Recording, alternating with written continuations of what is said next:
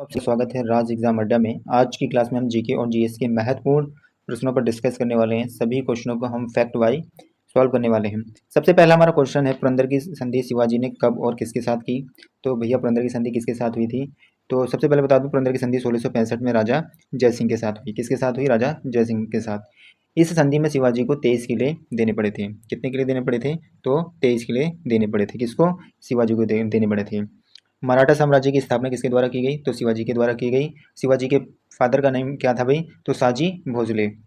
माता कौन थी? तो माता जीजाबाई थी। और सबसे ज़्यादा अगर किसी से प्रभावित थे तो ये अपने माता जीजाबाई से प्रभावित थे। कौन? शिवाजी।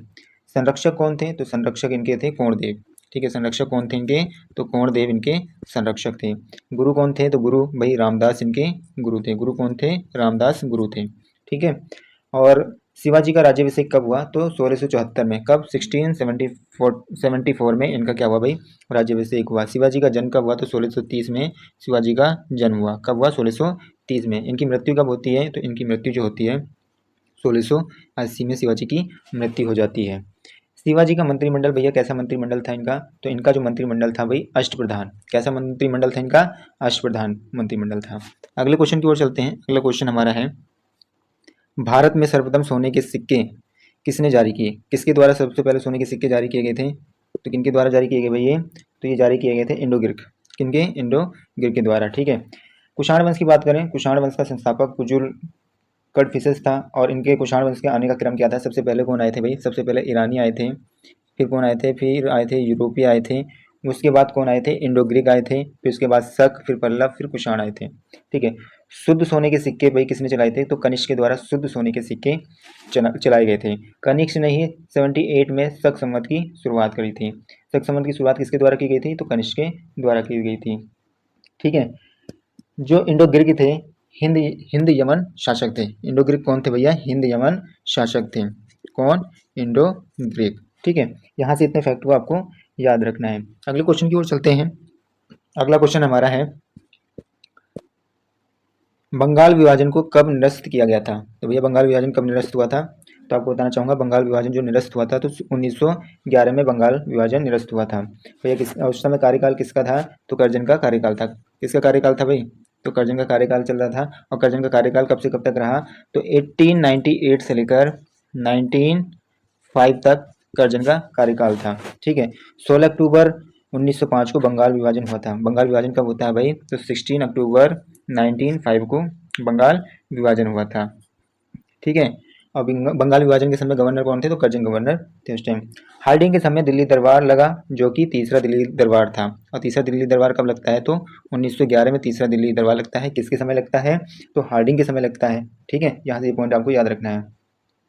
ठीक है। तीसरे दिल्ली दरबार में भैया कलकत्ता से राजधानी कहाँ ले गए? दिल्ली ले गए। ठीक है। और भैया राजधानी को लागू कब किया गया? तो 1912 से भैया इसे लागू कर दिया गया। कलकत्ता से राजधानी कहाँ ले गए? दिल्ली ले गए। पहला दिल्ली दरबार कब लगा? तो 1877 में पहला दिल्ली दरबार लगता है। और किसके समय? लिप्टन के समय लगता है। दूसरा दिल्ली दरबार कब लगता है? तो 1903 में। दूसरा दिल्ली दरबार कब लगता है भाई?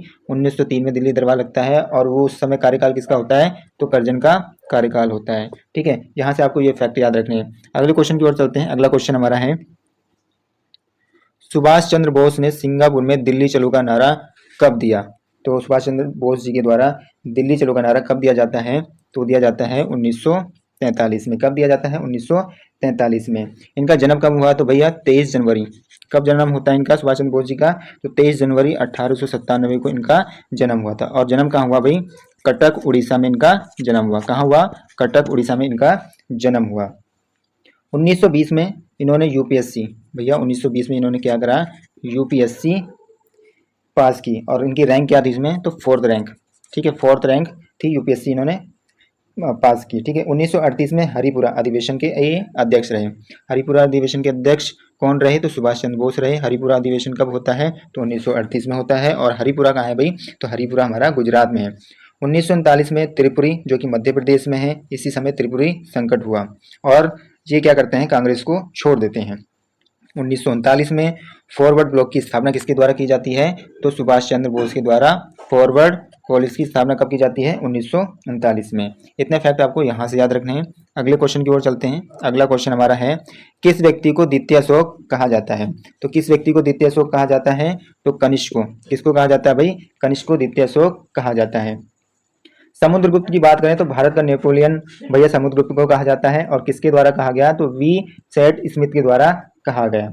चंद्रगुप्त मौर्य की बात करें तो चंद्रगुप्त मौर्य को एंडोकोटस कहा जाता है और सेंड्रोकोटस के नाम से भी जानते हैं। अगले क्वेश्चन की ओर चलेंगे। अगला क्वेश्चन हमारा है, पृथ्वी से सितारों की दूरी को किस इकाई से नापते हैं? तो भैया किसके द्वारा नापा जाता है? तो ये जो नापा जाता है हमारा प्रकाश वर्ष में नापा जाता है। एक फैदम बराबर कितना होता है? तो एक फैदम बराबर 6 फीट होता है। कितना होता है भैया? 6 फीट होता है एक फैदम में। ठीक है, एक फैदम बराबर कितना होता है? 6 फीट होता है। ठीक है, यहाँ से आपको ये फैक्ट याद रखने हैं। अगले क्वेश्चन की ओर चलते हैं। अगला क्वेश्चन हमारा है, सबसे लंबी तटीय रेखा वाला राज्य कौन सा है? तो सबसे लंबी तटीय रेखा वाला राज्य कौन सा? हमारा गुजरात है। कितना है भैया? 1214 किलोमीटर। कितना है? 1214 किलोमीटर। ठीक है, अब ये सबसे लंबी तटीय रेखा वाले में अगर राज्य की बात करें तो सबसे पहले गुजरात आता है, फिर आंध्र प्रदेश और फिर तमिलनाडु। पश्चिमी तट पर कुल राज्य कितने हैं? तो 5 राज्य हैं।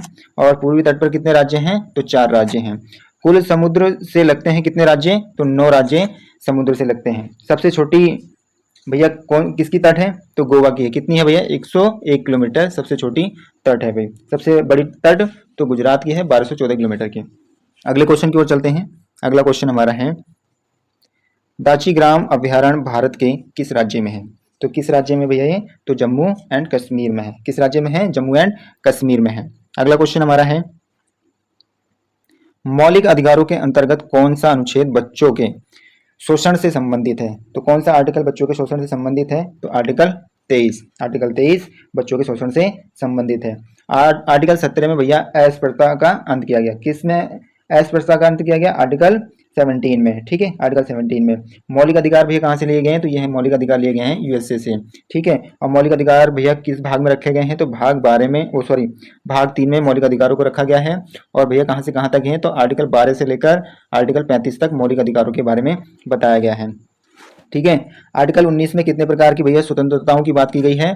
तो 6 प्रकार की। कितनी? 6 प्रकार की स्वतंत्रताओं की बात की गई है। आर्टिकल 21 में प्राण एवं दैहिक स्वतंत्रता की बात की गई है। आर्टिकल किसमें? आर्टिकल 21 में। आर्टिकल 14 की बात करें तो आर्टिकल 14 में विधि के समक्ष समानता की बात कही गई है। और आर्टिकल 15 में धर्म, जाति और लिंग के आधार पर भेदभाव नहीं किया जाएगा। किसमें बताया है भाई? आर्टिकल 15 में। आर्टिकल 16 में भैया लोक नियोजन पर समानता मिलेगी। ये किसमें कहा गया है? आर्टिकल 16 में। आर्टिकल 18 में भैया उपाधियों के अंत के बारे में बताया गया है। ठीक है, उपाधियों का अंत किसमें है भैया? आर्टिकल 18 में है। इतने फैक्ट आपको इस क्वेश्चन से याद रखने हैं, जो कि एग्जाम की दृष्टि से बहुत ही मोस्ट होने वाले हैं। अगले क्वेश्चन की ओर चलते हैं। अगला क्वेश्चन हमारा, चरक किसके दरबार में रहते थे? तो भैया चरक किसके दरबार में रहते थे? तो चरक जो रहते थे कनिष्क के दरबार में। किसके दरबार में रहते थे? कनिष्क के दरबार में। कनिष्क गद्दी पर कब बैठा था? तो 78 पर कनिष्क गद्दी पर बैठा था। इसी के द्वारा भैया शक संवत की शुरुआत की जाती है। किसकी शुरुआत की जाती है? शक संवत की। शक संवत की शुरुआत कौन करता है? तो कनिष्क करते हैं। सब कनिष्क किस वंश से थे? किस वंश से संबंधित थे? तो ये कुषाण वंश का शासक था। ठीक है, और कुषाण वंश के संस्थापक कौन है? तो कुडफिसस कुषाण वंश के संस्थापक हैं। ठीक है, कनिष्क के ही दरबार में कौन रहते थे? तो कनिष्क के दरबार में अश्वघोष। भैया कौन रहते थे? अश्वघोष कनिष्क के दरबार में रहते थे। इनकी एक पुस्तक थी सौदरानंद ब्रज सूची। किसकी पुस्तक थी? अश्वघोष की थी। और भैया चंद्रगुप्त द्वितीय की बात करें तो इनके दरबार में भैया 9 रत्न रहते थे। किनके दरबार में 9 रत्न रहते थे? तो चंद्रगुप्त द्वितीय के दरबार में। समुद्रगुप्त की बात करें तो इनके दरबारी कवि कौन थे? तो हरिसेन। कौन थे भाई? हरिसेन इनके दरबारी कवि थे। कौन थे? हरिसेन। ठीक है, इतने फैक्ट आपको इस क्वेश्चन से याद रखने हैं, जो एग्जाम के पॉइंट ऑफ व्यू से बहुत ही मोस्ट होने वाले हैं। अगले क्वेश्चन की ओर चलेंगे। अगला क्वेश्चन हमारा है, कैबिनेट मिशन भारत कब आया? तो कैबिनेट मिशन भारत कब आता है? तो 24 मार्च 1946 को भारत आता है। कब आता है? 24 मार्च 1946 को भारत आया। उद्देश्य क्या था इसका? उद्देश्य की बात करें तो सत्ता हस्तांतरण के लिए ये भारत आया था। इसमें कितने सदस्य थे? तो इसमें 3 सदस्य थे। इसके अध्यक्ष कौन थे भाई? स्टेफोर्ड क्रिप्स इसके अध्यक्ष थे। और अन्य सदस्य कौन थे? तो एवी अलेक्जेंडर थे और पैथिक लॉरेंस क्या थे भैया? इसके सदस्य थे। पैथिक लॉरेंस कौन थे? तो ये राज्य सचिव थे। 1942 में भैया 1942 में क्या हुआ? क्रिप्स मिशन आया भैया। 1942 में क्या? क्रिप्स मिशन की स्थापना की गई। ठीक है, ये पॉइंट यहाँ से आपको याद रखने हैं। अगले क्वेश्चन की ओर चलते हैं। अगला क्वेश्चन हमारा है, बाल गंगाधर तिलक ने अप्रैल 1916 में होम रूल की स्थापना कहाँ पर किया था? तो कहाँ पर किया गया था बाल गंगाधर तिलक के द्वारा? तो पुणे में किया गया था। कहाँ पर किया गया था भाई? पुणे में किया गया था। मद्रास में भैया सितंबर 1916 में एनी बेसेंट ने क्या चलाया था? होम रूल लीग चलाया था। कहाँ पर चलाया था इन्होंने? तो मद्रास में चलाया था। किसके द्वारा चलाया गया था? तो एनी बेसेंट के द्वारा चलाया गया था। तो एनी बेसेंट भैया कहाँ की वैसे रहने वाली थी? तो ये आइलैंड की रहने वाली थी। 1917 में कांग्रेस की अध्यक्ष भी बनी कौन? Annie Besant. ठीक है, 1917 में ये कांग्रेस की कौन बनती हैं? अध्यक्ष बनती हैं कौन? Annie Besant. और रहने वाली कहाँ की थी ये? आयरलैंड की रहने वाली थी। और इन्होंने होम रूल लीग कहाँ पर चलाया था? तो मद्रास में चलाया था। कब चलाया था? तो सितंबर 1916 में। कब? सितंबर 1916 में इनके ही द्वारा मद्रास में होम रूल चलाया गया था। अगले क्वेश्चन की ओर चलेंगे। अगला क्वेश्चन हमारा है, सांड या बुल का संबंध गौतम बुद्ध के किस घटना से है? तो भैया किस घटना से है इनका संबंध? तो आपको बताना चाहूंगा, इनका जो संबंध था जन्म से। किससे था संबंध इनका? जन्म से। इनका जन्म कब होता है?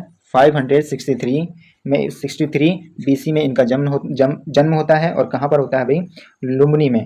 ठीक है, लुम्बिनी में इनका जन्म होता है। मृत्यु कब हुई इनकी? इनकी मृत्यु जो हुई हमारी 483 यानी 483 में इनकी मृत्यु होती है। और कहाँ पर होती है? कुशीनगर में। कहाँ? कुशीनगर में इनकी मृत्यु होती है।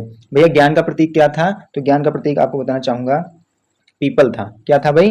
पीपल था। ठीक है, और ग्रह त्याग का क्या प्रतीक था? तो ग्रह त्याग का जो प्रतीक था वो था घोड़ा। क्या था भाई? घोड़ा ग्रह त्याग का प्रतीक था। ठीक है, और जो बात करेंगे जन्म का प्रतीक क्या था? तो कमल व सांड जन्म का प्रतीक था। ये जन्म के प्रतीक थे भैया किसके? गौतम बुद्ध के। ठीक है, कमल व सांड। ठीक है, निर्वाण का प्रतीक क्या था? तो पद चिन्ह थे। और मृत्यु का स्तूप। मृत्यु का प्रतीक क्या था भाई? तो स्तूप मृत्यु का प्रतीक था।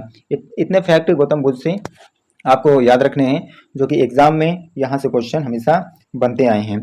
अगले क्वेश्चन की ओर चलेंगे। अगला क्वेश्चन हमारा है, फसलों के अध्ययन को क्या कहा जाता है? तो फसलों के अध्ययन को क्या कहा जाता है?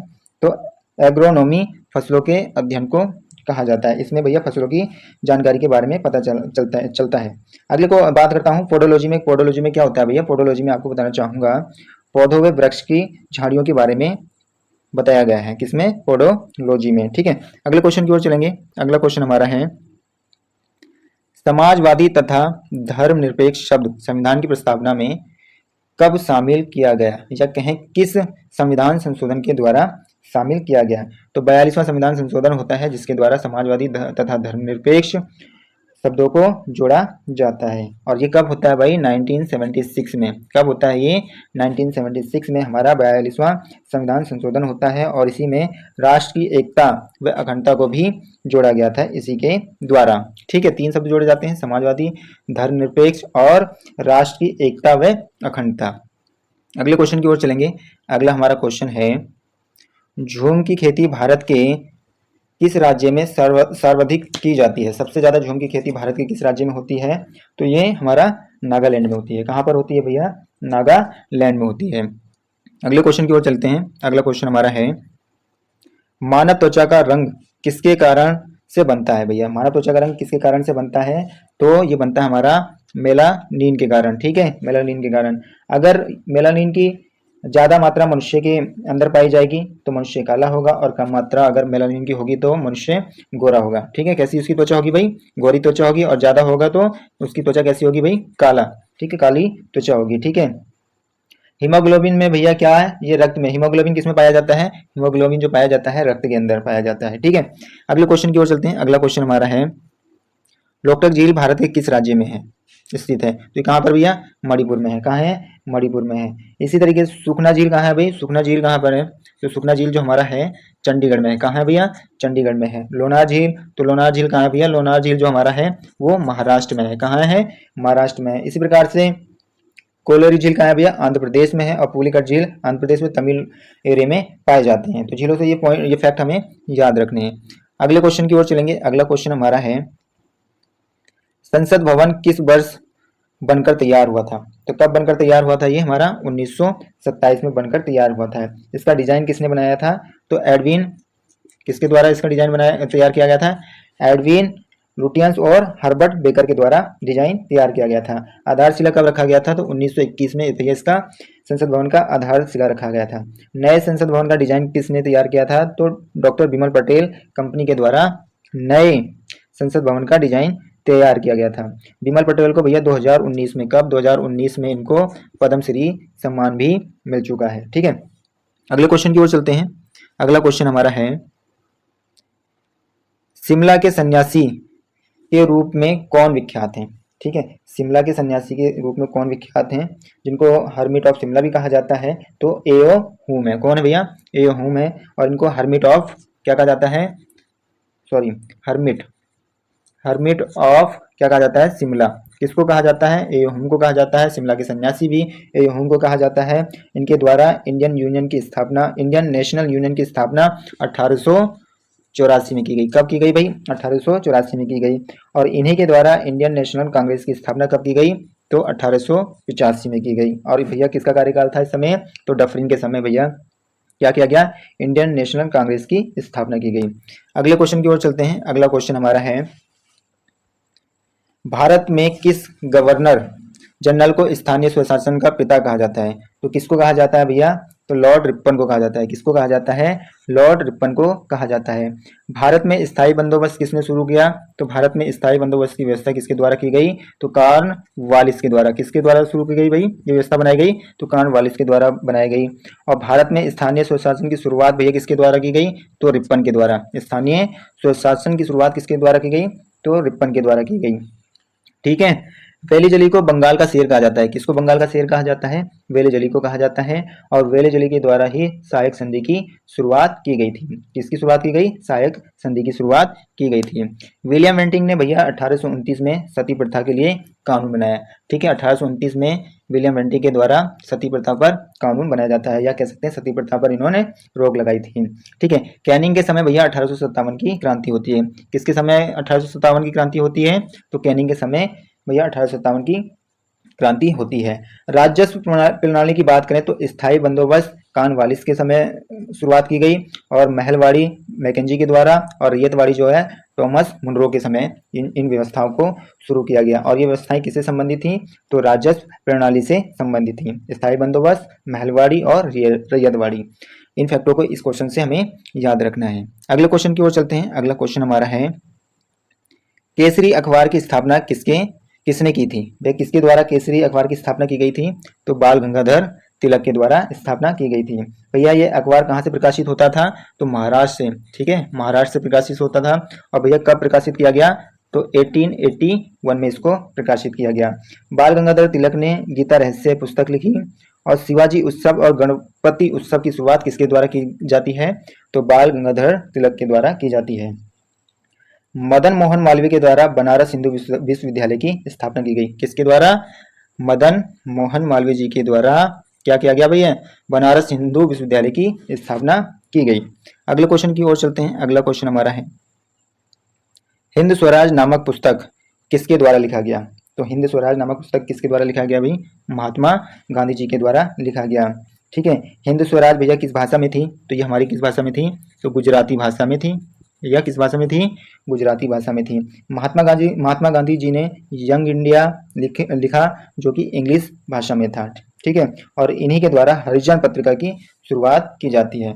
9 जनवरी को हम भैया किस दिवस के रूप में मनाते हैं? 9 जनवरी को हम तो प्रवासी दिवस के रूप में मनाते हैं। क्यों मनाते हैं प्रवासी दिवस? गांधी जी वापस आए थे इस दिन, इस वजह से हम इसे प्रवासी दिवस के रूप में मनाते हैं। ठीक है, यंग इंडिया भैया किस भाषा में थी? तो इंग्लिश में थी, अंग्रेजी भाषा में थी यंग इंडिया। किसके द्वारा लिखा गया था? तो महात्मा गांधी जी के द्वारा लिखा गया था। अगले क्वेश्चन की ओर चलते हैं। अगला क्वेश्चन है, देश बंधु किसे कहा जाता है? तो देश बंधु किसे कहा जाता है भैया? चित्तरंजन दास जी को देश बंधु कहा जाता है। दीन बंधु किसे कहा जाता है?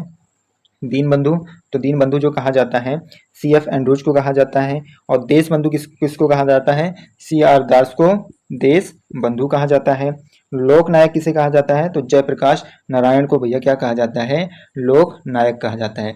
देश बंधु पूछेंगे तो चित्तरंजन दास। ठीक है, और क्या पूछेंगे भाई, दीनबंधु पूछेंगे तो CF एंड्रूज और लोकनायक जयप्रकाश नारायण। ठीक है, अगले क्वेश्चन की ओर चलते हैं। अगला क्वेश्चन हमारा है,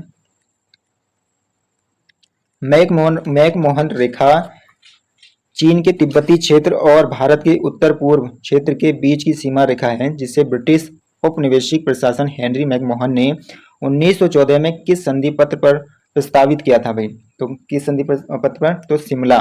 ठीक है, कौन सा पत्र था भाई? शिमला। ढूंढट रेखा भैया किन किन के मध्य है? तो इंडिया और किसके मध्य है भैया? ढूंढट रेखा अफगानिस्तान के मध्य है। ठीक है, और ढूंढट रेखा भैया पाकिस्तान और अफगानिस्तान के भी मध्य है। ये रेड क्लिफ रेखा की बात करें तो इंडिया और किसके मध्य है? पाक के मध्य है। ठीक है, और रेड क्लिफ रेखा भैया कहाँ है? इंडिया और किसके? बांग्लादेश के भी मध्य है यही रेखा है। ठीक है, और किसके मध्य है? बांग्लादेश के मध्य है। और भैया इसे किसके नाम से जाना जाता था? पूर्वी पाकिस्तान के नाम से भी जाना जाता था। किसे? बांग्लादेश को। भैया रेखा कब बनी? 16 दिसंबर 1971 को।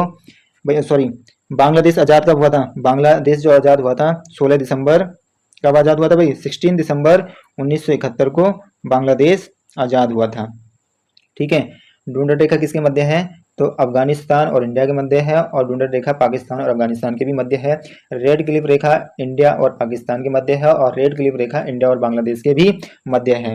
इंडिया, यही इसी यहाँ से ही क्वेश्चन यूके SSC में बना था, जहाँ पर बहुत से बच्चों के आंसर गलत हुए थे। रेड क्लिफ रेखा इंडिया और बांग्लादेश के भी मध्य है। और मैकमोहन रेखा भी किनके मध्य है? तो इंडिया और चाइना के बीच मैकमोहन रेखा स्थित है। अगले क्वेश्चन की ओर चलते हैं। अगला क्वेश्चन हमारा है, 1947 में लॉर्ड माउंटबेटन द्वारा घोषित भारत पाकिस्तान के लिए सीमा आयोग के अध्यक्ष कौन थे? तो कौन थे भैया अध्यक्ष? तो सिरिल रैडक्लिफ थे। कौन थे भैया? Cyril Radcliffe. ठीक है, यहां से ये फैक्ट आपको याद रखना है। अगले क्वेश्चन की ओर चलते हैं भैया। अगला क्वेश्चन हमारा है, रास बिहारी बोस द्वारा संगठित भारतीय स्वतंत्रता लीग किस संगठन का एक अग्रदूत है? तो भैया किस संगठन का ये अग्रदूत था? तो भारतीय राष्ट्रीय फौज। भारतीय राष्ट्रीय फौज। ठीक है, इससे संबंध है भैया इसका। ठीक है, अगले क्वेश्चन की ओर चलते हैं। अगला क्वेश्चन हमारा है, निम्न में से किस नेता को नेताजी कहा जाता है? तो किसको भैया कहा जाता है ये? तो सुभाष चंद्र बोस जी को कहा जाता है। महात्मा गांधी को भैया क्या क्या कहते हैं हम? तो महात्मा कहते हैं, और राष्ट्रपिता भी कहते हैं। किनको? महात्मा गांधी जी को। मोहम्मद अली जिन्ना को क्या कहते हैं हम भाई? तो कायदे आजम। कायदे आजम। ठीक है, कायदे आजम के नाम से कौन जाने जाते हैं? तो मोहम्मद अली जिन्ना जाने जाते हैं। सुभाष चंद्र बोस जी को भाई नेताजी के नाम से जानते हैं। और गोपाल कृष्ण गोखले को उदारवादी नेता, और गोपाल कृष्ण गोखले महात्मा गांधी के कौन थे भाई? गुरु थे। किसके गुरु थे? तो महात्मा गांधी जी के गुरु थे, और इनको उदारवादी नेता कहा गया है। ठीक है, अगले क्वेश्चन की ओर चलते हैं। अगला क्वेश्चन हमारा है, स्वतंत्र भारत के प्रथम भारतीय व अंतिम गवर्नर जनरल कौन थे? तो कौन थे भैया? चक्रवर्ती राजगोपालाचारी। पहले गवर्नर जनरल कौन हुए? तो लॉर्ड माउंटबेटन हुए। और प्रथम भारतीय गवर्नर जनरल कौन हुए? तो राजगोपालाचारी। कौन हुए भैया? राजगोपालाचारी प्रथम भारतीय गवर्नर जनरल हुए। और पहले गवर्नर जनरल कौन थे? तो लॉर्ड माउंटबेटन थे भारतीय। ठीक है, तो आशा करूंगा आप सभी को आज के प्रश्न अच्छे लगे होंगे। अगर आप सभी को प्रश्न अच्छे लगे हैं तो लाइक, शेयर एंड सब्सक्राइब करना ना भूलें। कमेंट सेक्शन में अपने विचार जरूर बताएं कि ये सीरीज कंटिन्यू रखी जाए या कुछ और इसमें इम्प्रूव किया जाए। तो कमेंट सेक्शन में जरूर बताएं। Thank you.